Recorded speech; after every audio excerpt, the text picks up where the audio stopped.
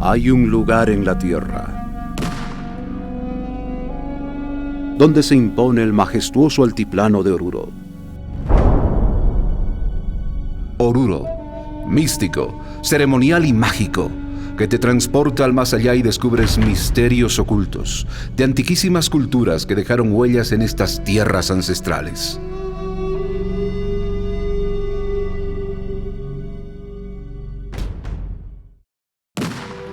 Dentro de las profundidades, ellos rinden pleitesía al diablo para pedirle riqueza y protección.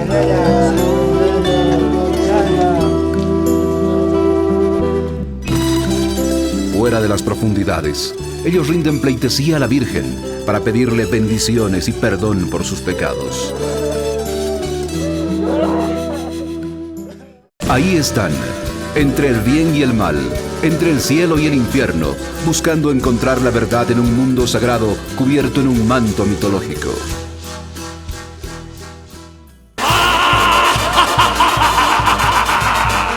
La danza de la diablada en tiempos sagrados.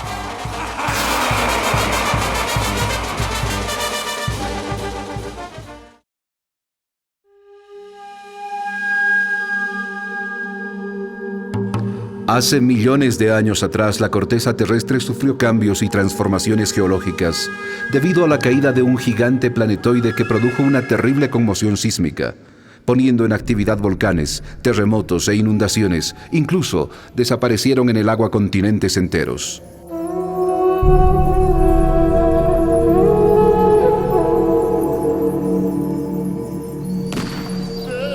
A causa de esta catástrofe geológica, miles de grupos humanos, etnias, tribus y culturas transmigraron a diferentes continentes tratando de salvar la vida. Una de ellas fue la cultura Wari Runas o Illachulpas, cuyo significado es hombres o dioses sagrados. Estos fueron habitantes antidiluvianos quienes soportaron el cataclismo.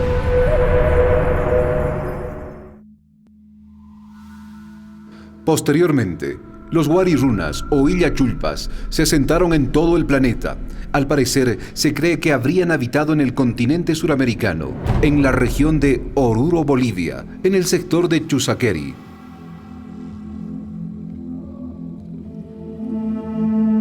Aún quedan enormes chulpares o llamados también torres fúnebres como huellas o vestigios de la cultura Illachulpas, prueba de sus asentamientos en la región de Chusaqueri por haber sido un sitio de grandes riquezas minerales, plata, oro, plomo, estaño y su exuberante flora y fauna, siendo los Illachulpas los primeros hombres en domesticar, criar llamas, alpacas y vicuñas.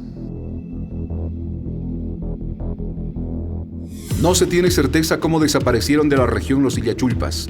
Sin embargo, las teorías cuentan que los tres grupos Urus, es decir, Uruchipaya, Uru y Urupuquina, han sido probablemente descendientes de los Wari Runas o Illachulpas, debido a que los Urus se asentaron en la misma región de Chusaqueri, los Uruchipaya en Paria y los Urupuquina en el lago Popó del río Desaguadero.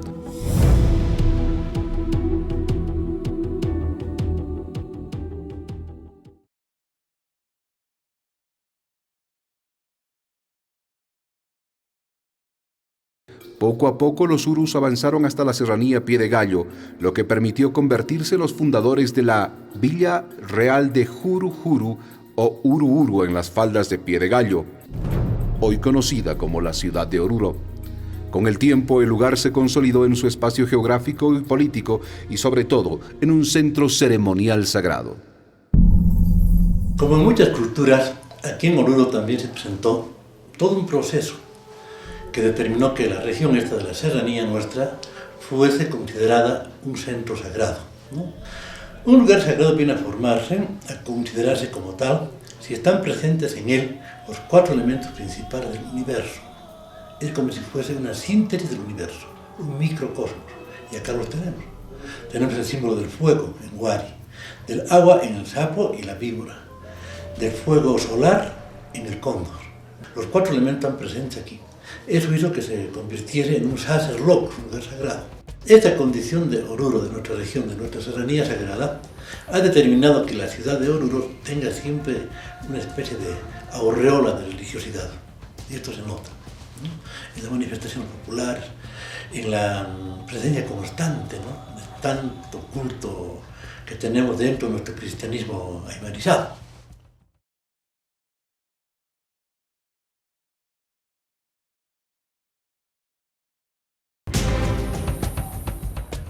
No olvidemos que también hace más de 4 siglos atrás, Uru fue traducido como luz naciente, por reunir características místicas y simbólicas relacionadas con el cosmos. Sin embargo, algunos investigadores conjeturan a todo el sistema geográfico de la zona como lobo marino, por las trazas singulares que poseía la región en esas épocas remotas. El término Juru viene de una plural que se hace en aymara, de Juru. Y Juru, en lengua aymara, se refiere al lobo marino. Seguramente estas poblaciones, visto desde el aire o desde algún lugar, tenían esa formación de lobos marinos. A eso viene.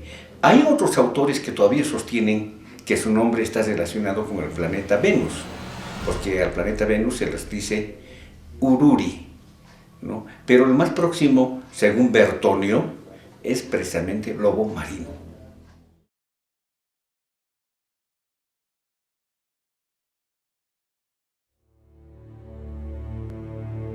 Al constituirse un espacio sagrado y ritual, la región de Juru o Uru, debemos aclarar que durante el asentamiento de los Urus en las laderas Pie de Gallo, aparecieron 2 representaciones simbólicas ancestrales denominadas Jawari y Wari. Por lo general, son confundidas en la escritura y en la pronunciación. ¿Y quiénes fueron estas divinidades que hicieron historia hasta nuestros días? Wari nada tiene que ver con los Urus. Los Urus eran un grupo étnico alojado dentro de ese mar que se llamaban los aymaras. Y Wari, según el vocabulario de Bertonio, no es ninguna deidad.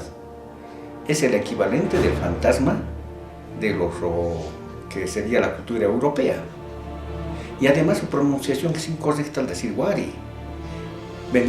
Estaríamos hablando de un mito que se llamaba Jawari, que se inicia con una H y una A dentro del lenguaje anterior. Porque Wari, en lengua aymara, es la vicuña.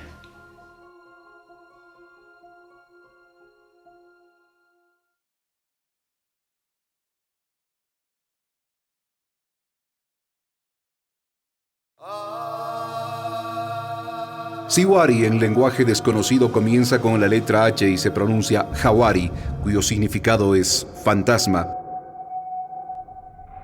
pero es más conocido y pronunciado como Wari en nuestro vocabulario castellanizado, y que con el transcurrir del tiempo lo convirtieron en un ser diabólico, morador y amo de las profundidades. Luego lo transformaron en el Tiu o Tío. Tiu es la expresión simbólica del Wari. Si sabemos que Wari es el dueño y señor de las cavernas, de las montañas, de los cerros, su expresión simbólica viene a ser, en este caso, el Tiu, que es una deidad trabajada ya de manera objetiva por materiales y minerales realizados por los propios mineros, que tiene una forma ya como se conoce hoy en los días. Tiene cuernos, tiene una mirada grande, tiene la boca abierta para recibir el cigarro, la coca, etc., que tiene una forma ya un tanto demoníaca.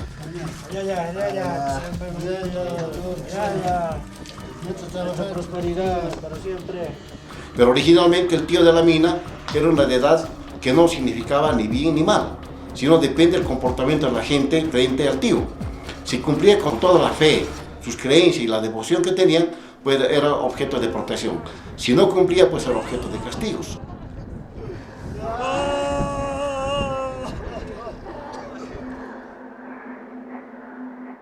Por el momento, dejemos de lado a Jawari, dios de las profundidades, y decodificaremos a Wari, que en el lenguaje aymara significa vicuña. Entonces, es importante preguntarnos por qué se utilizaba a la vicuña como representación ritual, considerada casi como semidios.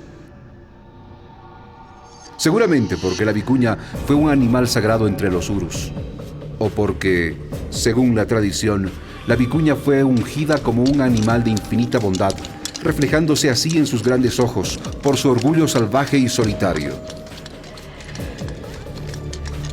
Desde entonces, apareció la figura de un camélido que fue consolidado como un símbolo protector de los urus, llamado Wari.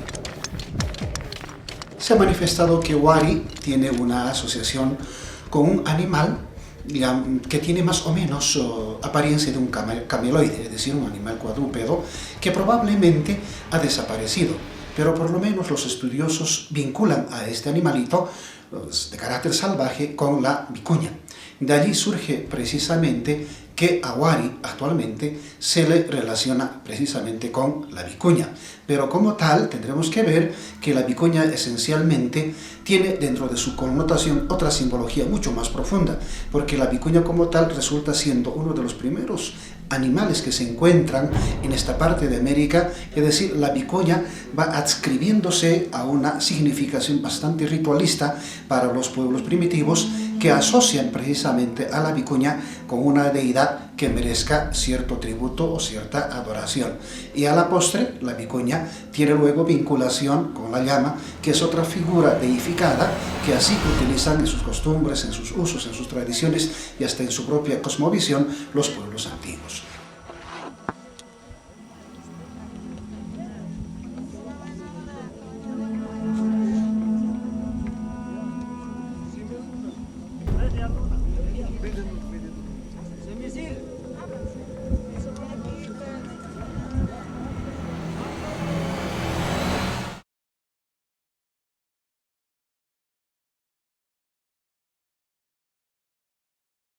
Ya aclarando las diferencias que existen entre las representaciones mitológicas mencionadas y consolidando un espacio sagrado en la serranía Pie de Gallo, en la zona de Juru Juru o Uru Uru, los ritos se habían acentuado por un lapso de tiempo y de espacio, lo que permitió a los urus quedarse en la región. Siendo hombres metalurgistas, agricultores, ganaderos y pescadores, vivieron en paz con la madre naturaleza y en compensación y agradecimiento realizaban un acto ritual con la danza primitiva sagrada denominando al juego del ayllu o llama llama. Y por eso que de allí todavía surge, tiempo después, una singular danza que han ido caracterizando de distintas maneras, como los llama-llamas y cosas por el estilo, donde precisamente se entiende cómo las personas se disfrazan con pertenencias de animales o cameloides, como la llama particularmente, con caretas, con cueros de llama e inclusive llevando algunos cuernos que en el fondo no representan propiamente al diablo, sino una suerte de deificación de antiquísimas costumbres, como repito el tema de Wari o la vicuña, pero que de alguna forma vincula a la tierra con el cosmos en forma general. En consecuencia, la danza del ayllu o el juego del ayllu, que no es otra cosa que la representación de la casa de la vicuña, implica cómo se enlaza el ser humano con el cosmos, es decir, con una creación tan increíble que no se puede entender, pero que tiene varias vinculaciones con los seres de la propia naturaleza. Por lo tanto, a través de las danzas, a través del uso de máscaras, lo que se está haciendo es una representación de seres de la naturaleza, como son los animales, puede ser la llama, la vicuña o el oso andino, de donde se rescata precisamente sus propias representaciones para asociar al hombre con su propio entorno natural, es decir, con el cosmos, con el universo, porque el ser humano no es un ser aislado, sino es un ser relacionado precisamente con todo lo que significa su propia naturaleza. Es allí donde podríamos encontrar la vinculación del uso de las máscaras y, por supuesto, con el devenir del tiempo, con el surgimiento de la danza de los diablos.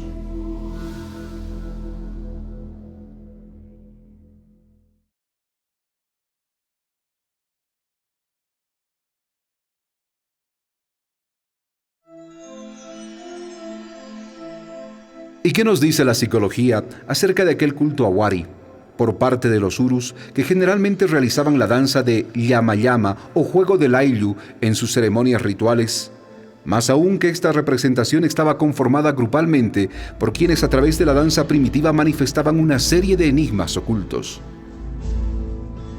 Desde el punto de vista de la psicología social, Todos los grupos se construyen a partir de la conformación de características individuales y sociales que las identifican y que las distinguen ante los demás, como la identificación grupal, las representaciones sociales, la pertenencia grupal, la toma de decisiones y la cognición social, involucrando a todos sus integrantes.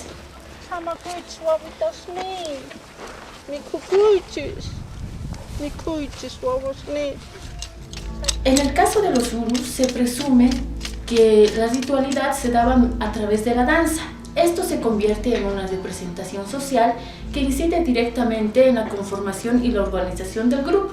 Es decir, este ritual sirve para canalizar la cotidianidad y estar en contacto con el imaginario, en este caso representado por una deidad que hace la semejanza a una imagen de un camélido.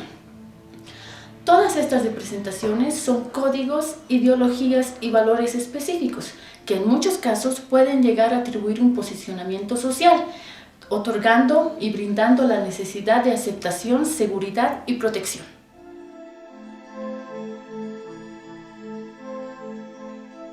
Una vez decodificados ciertos elementos y características de Jawari, que fue dios y amo de las profundidades, morador de montañas y de cerros en el Mancapacha, mundo de abajo, y Wari transfigurado en un camélido por ser un animal de grandes cualidades, los urus vivían en constante ritualidad hacia sus protectores naturales.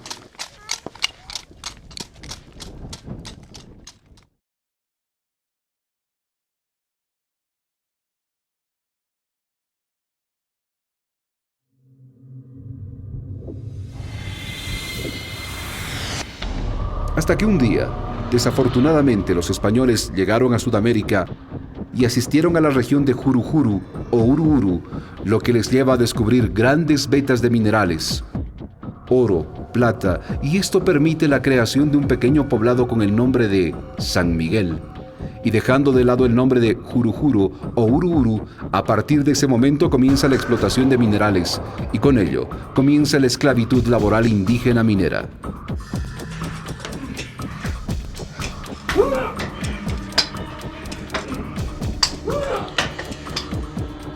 San Miguel de Oruro fue en un principio lo que se llamaba un asiento de minas. Un asiento de minas era por lo general una villa que se desarrollaba rápidamente, una población, ¿no?, que por lo general no tenía mucha duración en el tiempo. Se agotaban los yacimientos, la gente se iba a buscar minerales a otras zonas y se formaba otro asiento de minas. Acá los orígenes del asiento de minas de San Miguel de Oruro nos encontraríamos hablando de minería en la época anterior a los españoles inclusive. Me estoy refiriendo a los trabajos que hicieron los incas acá. En la parte de Iroco hasta ahora tenemos minas, trabajos mineros con características incaicas, es decir, con piques verticales, ¿no?, hacia el fondo. Lo que en términos mineros hasta ahora regionalmente llamamos un pique. Fue así, pero San Miguel de Oruro tuvo una perduración mayor, permaneció más tiempo. No bastó con el avasallamiento y conquista por parte de los españoles contra las culturas urus y otras existentes, sino también llegaron a América con sus temores y creencias religiosas propias. Todo lo que no se ajustaba a sus cánones o formas de entender las cosas en Europa se destruía inmediatamente. La religión es parte de la cultura, pero en estos pueblos andinos no se había llegado aún al término religión. Estaba en un proceso de construcción, porque para entender religión tenemos que partir del rito, y para justificar el rito hay que imaginar, hacer una imagen de algo a que estamos dando, y tras esta imagen viene el mito para justificar toda esa realidad.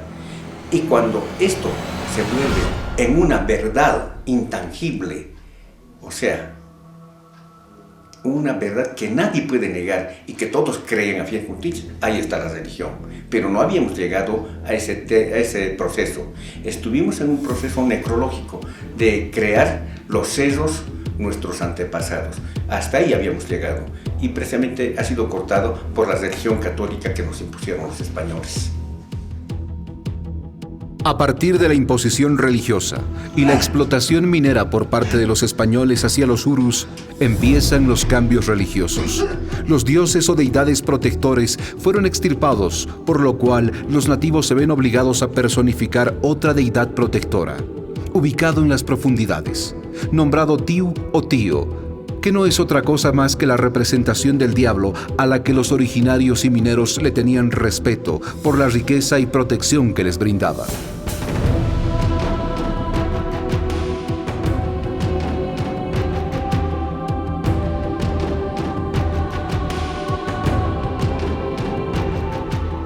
Primero que el tío es una mala pronunciación de Dios. Los indígenas no podían pronunciar la palabra Dios. Les era dificultoso a su lengua el tratar de pronunciar correctamente la palabra. Y en lugar de decir Dios, decían tío, tío.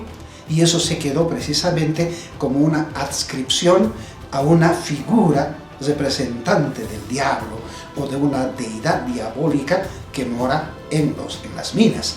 Y por eso que muchas veces se dice que Wari, por ejemplo, implicaría a la postre su simbología como un ser que habita en las profundidades, en el infierno o propiamente en las minas, lo cual desde mi punto de vista es una interpretación equivocada. Dicho en otros términos, el tío como tal nada tiene que ver con Wari, en primer lugar. En segundo lugar, el tío, que no es otra cosa que la malformación de la palabra, representa actualmente al tío, pero desde connotaciones mucho posteriores a lo que se presentaba en sus orígenes en los pueblos precolombinos.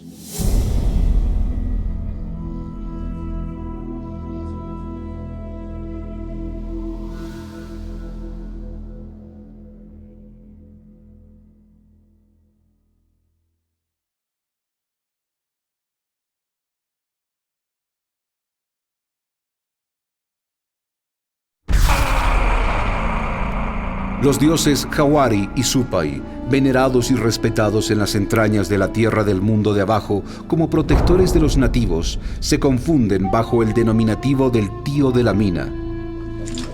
Bueno, compañeros, vamos a iniciar para poder armar nuestro tío porque nuestra beta es nueva y vamos a rendirle pleitesía a nuestro tío que nos va a traer la suerte de aquí en adelante, compañeros.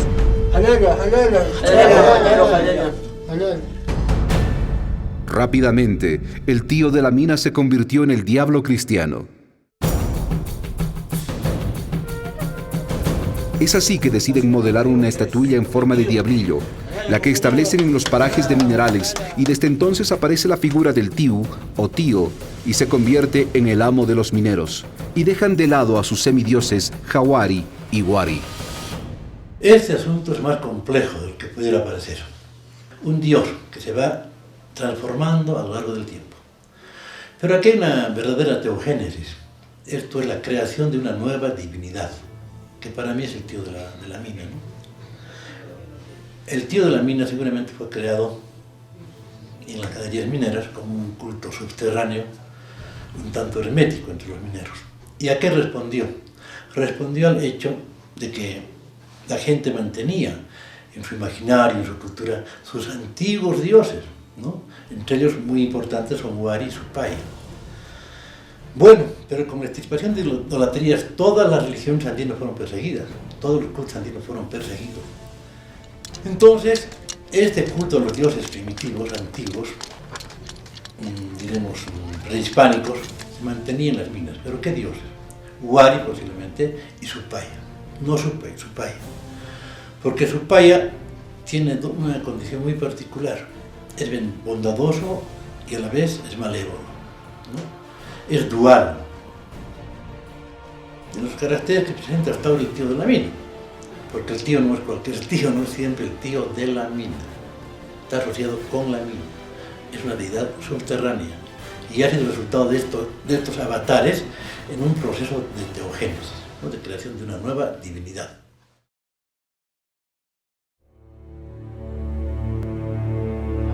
Compañeros. Pasan y pasan los años, y en su desconsolación los urus, mineros, recuerdan a sus antepasados cuando solían rendir culto a Wari, y se sienten obligados a rendir devoción a otra divinidad impuesta. ¿cómo habrían sobrellevado esta transculturización forzada? Y si tal vez esta fue el inicio para que desaparezcan los 3 grupos urus. En el caso de los urus, podríamos asumir que ellos hicieron uso de la disonancia cognitiva, que para la psicología se caracteriza como la discrepancia que existe acerca de un tema o lo que se piensa de este. Es decir, se siente de un modo pero se actúa de otro. Debido a esto se genera una influencia para el cambio de actitudes y comportamientos. Todo esto se ve reflejado en su identidad personal y social. En este caso estaríamos hablando de una desconstrucción identitaria que permite nuevamente construir una nueva identidad tomando en cuenta un cambio positivo o negativo a nivel afectivo, emocional, perceptivo y cognitivo.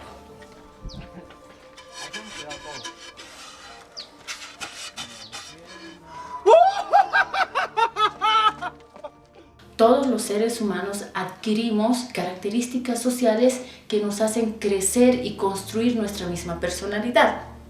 Además, esto se refleja por toda la historia que acompaña al individuo a lo largo de su vida. Y si la historia de su sociedad se transforma o se modifica, el individuo también transforma y modifica parte de su identidad, creciendo juntamente con su sociedad a lo largo de toda la vida. Hasta nuestros días quedan pocos urus en algunos sectores, con la diferencia de que perdieron todas sus costumbres, sus tradiciones y adquirieron otras por la mezcla de culturas. Aunque la historia nos narra que se quiso proteger a los urus dándoles alternativas de sobrevivencia, lo cual lamentablemente no sucedió.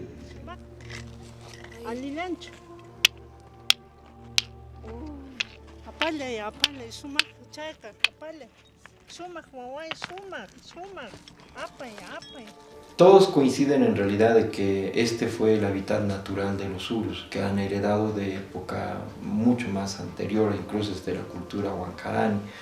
Lo más importante es que ellos también han sufrido varios procesos sociales de traslado, dependiendo mucho también de los procesos de cultivo y también de los procesos de pesca, ¿no? Porque en realidad ellos han seguido los procesos naturales de acuerdo a los niveles hasta del lago Popó, inclusive del lago Titicaca, porque recordemos que hay urus en las riberas del lago Titicaca como también en las riberas del lago Popó.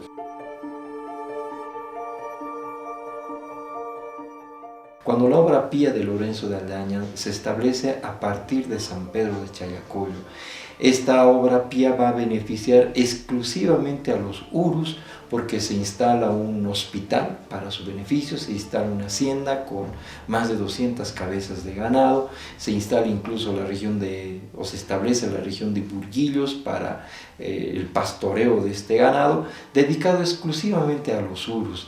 Sin embargo, posteriormente las administraciones de esta obra pía no han sido llevadas de manera adecuada, de manera que las comunidades en realidad establecidas de los propios urus han tenido que migrar para buscar procesos de subsistencia. Es así que, por ejemplo, nosotros vemos a los urus que ya se han ido convirtiendo o a lo aymara o al quechua, por ejemplo, y otros pocos se han mantenido en su proceso original. En realidad los urus se han mantenido, lo que ha ido desapareciendo han sido más que todos los usos, costumbres y el uso de la lengua.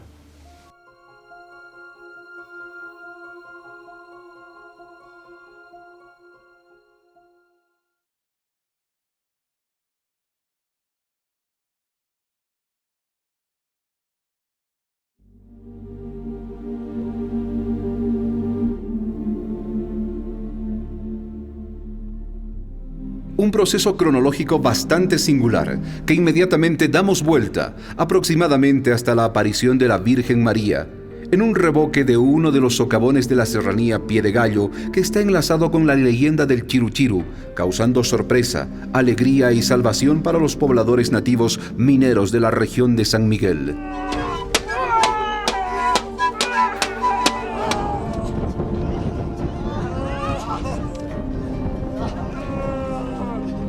La imagen de la Virgen de Candelaria de Oruro, que fue pintada en un precario muro de adobe sobre el revoque modesto, es de una belleza sin igual. No sabemos quién haya sido el autor, pero tiene que haber sido realmente un experto porque la figura de la Virgen es realmente artística y muy hermosa. En un campamento tan precario como era el asiento minero de San Miguel de Oruro por allá en 1590, el encontrar esta imagen tan preciosa tiene que haber sido una sorpresa muy grande para todos los habitantes y estantes del campamento en ese minuto, y tienen que haberse sentido atraídos por su belleza y por esa ternura que inspira en su rostro. Además, por lo que significa, es la portadora de la luz, justamente en Oruro, donde nace la luz. Lo que es más importante, con la aparición de la Virgen María dentro de un socavón, como fue mencionado, le otorgaron el nombre de Virgen de la Candelaria, nombrada por los mineros debido a que ella trae un cirio encendido, es decir, una vela, que es una vela de cebo igual a la que utilizaban los mineros en los fríos y oscuros parajes. Al ser descubierta por los mineros, ellos la convierten en su patrona.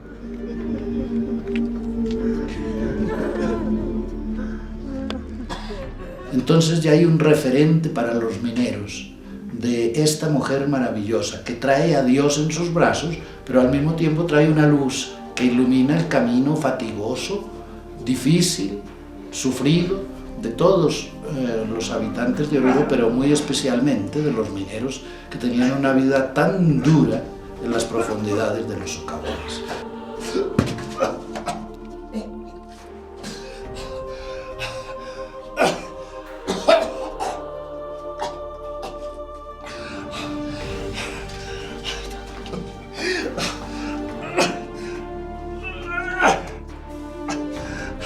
Entonces los mineros que entraban a ese socavón, lo último que veían antes de entrar era la figura de la Virgen, y era lo primero que veían al salir.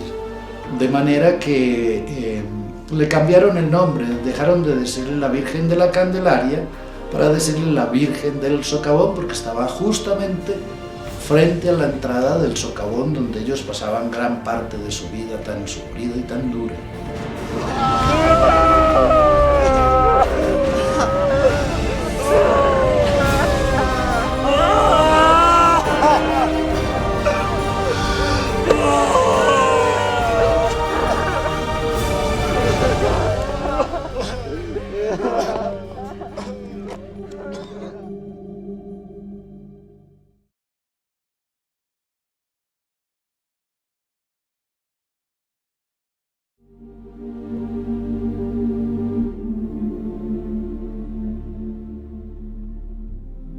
Es necesario recordar que para honrar debidamente a su excelsa patrona, todos los mineros se disfrazarían precisamente de diablos, tanto para darle realce a la fiesta, cuanto para conservar ciertas tradiciones de la minería, sin que falte Satanás y el arcángel San Miguel para representar melodramáticamente la caída de Luzbel.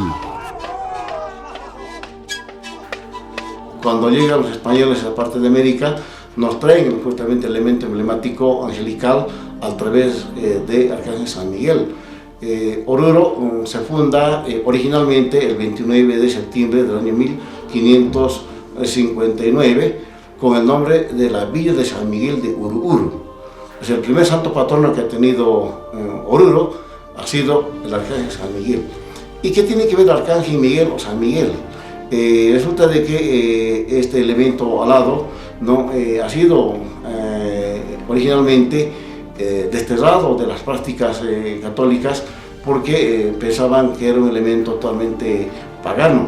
Pero sin embargo, como quiera de que la Iglesia estaba en tema de la división, un cisma muy profundo, entonces toman estos elementos emblemáticos muy profundos que están ligados con el sistema planetario y también con virtudes y con dones. ¿No? Ahí tenemos al Arcángel Miguel, que representa, por ejemplo, al Sol, tenemos Gabriel, que representa a la Luna, etc. El Arcángel Miguel es el defensor y guardián de la Virgen del Socavón, ¿no? Y también está expresada, tiene un carácter eminentemente bíblico.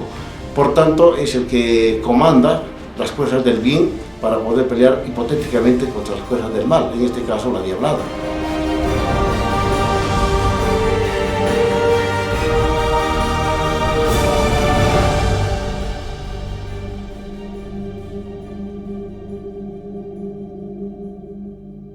Después que apareció la Virgen, los bailarines hacen su ingreso el sábado de carnaval en veneración a la Virgen María. Aparentemente, no se tienen datos exactos de esta manifestación clandestina carnavalera, más aún cuando el pequeño poblado de San Miguel nuevamente adquiere otro nombre, la noble y leal villa de San Felipe de Austria Real de Oruro, donde las fiestas andinas se efectúan sobre la ciudadela y el centro ceremonial Uru. No se han encontrado documentos de época colonial que certifiquen que ya desde principios de vida de la villa de San Felipe de Austria se hayan desarrollado actividades como el carnaval. El carnaval en realidad era una fiesta que se la ve ya con mayor presencia del siglo XVIII. Para ello tenemos, por ejemplo, los testimonios de los procesados en el tema de la Revolución del 10 de febrero de 1781, donde por ejemplo se habla de la comparsa de los 12 pares de Francia, ¿no? Y esta comparsa en realidad fue objeto de los españoles para buscar a estos criollos que eran parte de esta comparsa, porque se esbozaban ciertos estribillos, se esbozaban ciertas parodias en contra de los españoles que gobernaban aquel tiempo la villa. De manera que estas actividades carnavaleras tenían otra connotación a lo cual nosotros conocemos hoy en día.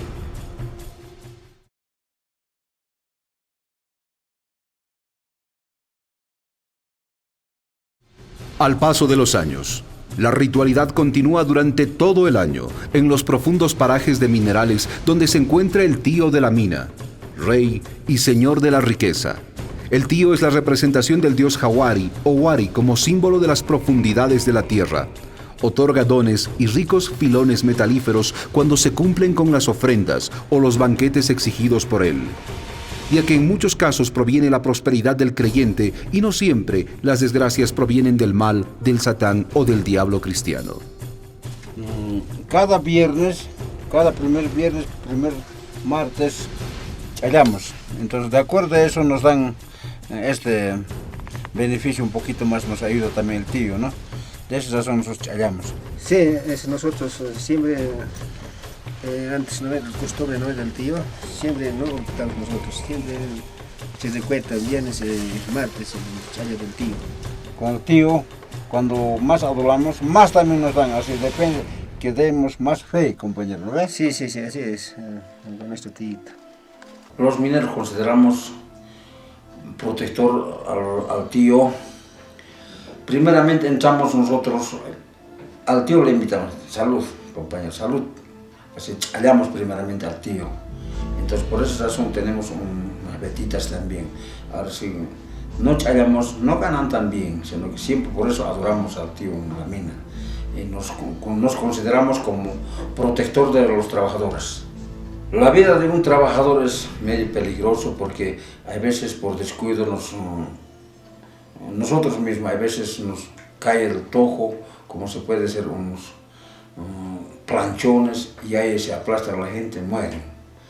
Porque hay veces también la gente tenemos la culpa, no tojeamos bien, por ese caso. Entonces, a veces nos protegen ese tío, gracias tío, me he salvado, decimos. También al paso de los años continúa la gran entrada de peregrinación a la Mamita Candila.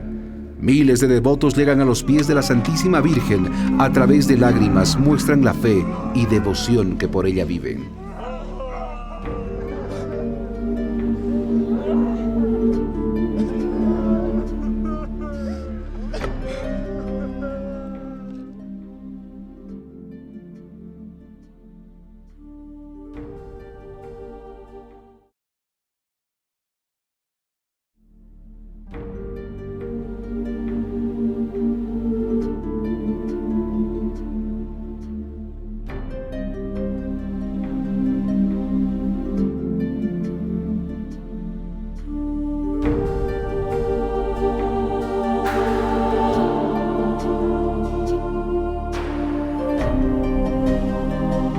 Esta danza representa rebeldía, libertad, esencialmente, ¿no?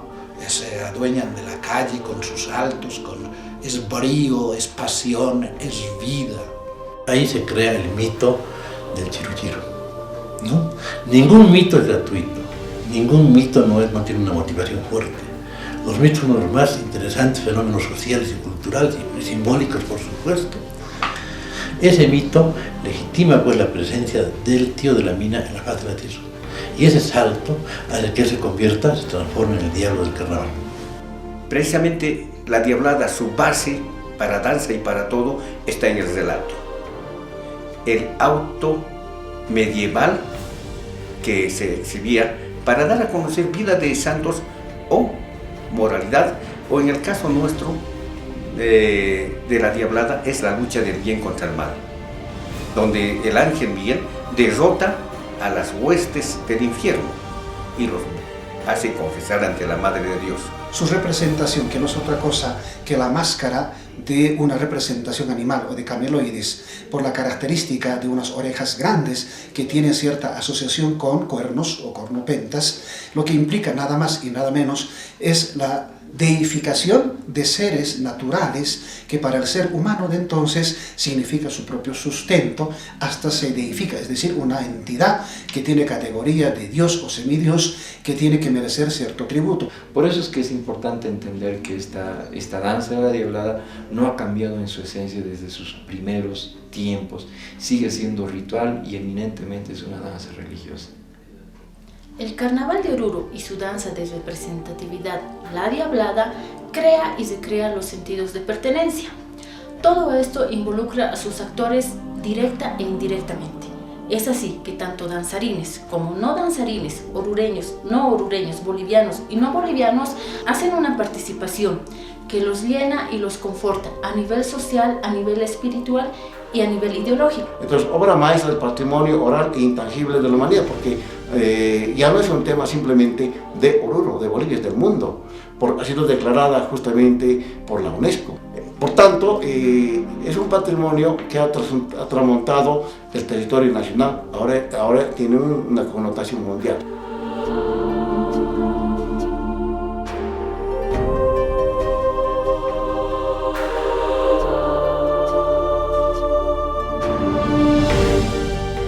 Así es Oruro, un enigma de secretos, envuelto en misterios ocultos, fuente de leyendas, costumbres, creencias y mitologías. Y es en Oruro, en el único lugar del mundo donde los diablos rinden pleitesía a la Virgen del Socavón, la misma que dio inicio al Carnaval de Oruro, único y majestuoso en el mundo.